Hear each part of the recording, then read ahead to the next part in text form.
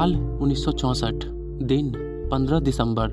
मौसम वैज्ञानिकों ने चेतावनी दी कि साउथ अंडमान के आसपास एक बहुत ही भयावह तूफान डेवलप हो रहा है। आने वाले कुछ दिनों में ये चेतावनी सच साबित हुई और मौसम बहुत भयानक हो गया। साउथ के ज़्यादातर इलाकों में बहुत तेज़ बारिश शुरू हो गई। साथ ही साथ एक बहुत ही विशालकाय चक्रवात तूफान भी बनने लगा।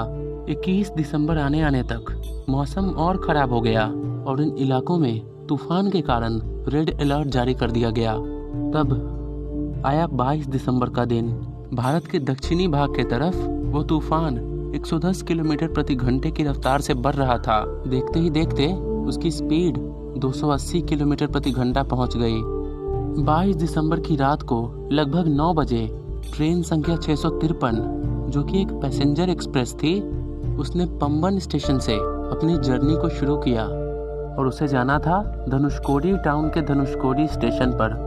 6 बोगियों के साथ निकली उस पैसेंजर ट्रेन में लगभग 100 से 110 लोग बैठे हुए थे। सब कुछ ठीक चल रहा था। तब रात के लगभग 11:55 पे जब ट्रेन नंबर 653 धनुषकोडी स्टेशन के बहुत नज़दीक आ गई थी, उसे पुअर सिग्नल के कारण पंबन ब्रिज से पहले रुकना पड़ा। उस समय का वेदर बहुत खराब था, बहुत तेज बारिश हो रही थी और तूफान बहुत भयावह हो गया था और खराब मौसम के कारण ही ट्रेन को सिग्नल मिलने में देरी हो रही थी। कुछ समय रुकने के बाद जब सिग्नल नहीं मिला तब लोको पायलट ने सोचा कि ट्रेन को आगे बढ़ाया जाए। वैसे ही बहुत देर हो चुकी थी और उस रिस्की निर्णय के बाद उस ट्रेन ने वैसे मौसम में आगे बढ़ना शुरू किया। तब वो ट्रेन पहुंची पंबन ब्रिज पे, जो कि समुद्र पे बनाया गया एक रेलवे पुल है। उस ब्रिज की लंबाई लगभग 2 किलोमीटर थी। वो ट्रेन धीरे धीरे आगे बढ़ रही थी। नीचे समुद्र में तूफान के कारण लहरें बहुत तेज हो गई थी और सबको आशंका हो चुका था कि कुछ बुरा होने वाला है।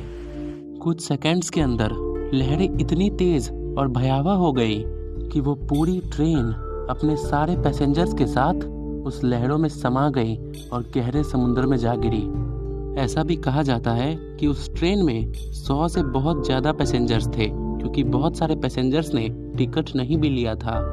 उस तूफान की भूख अभी भी शांत नहीं हुई थी और उस तूफान ने पूरे धनुषकोडी स्टेशन और टाउन को तबाह कर दिया और लगभग 1000 लोग, जो कि उस समय उस टाउन में थे, सारे लोग मारे गए।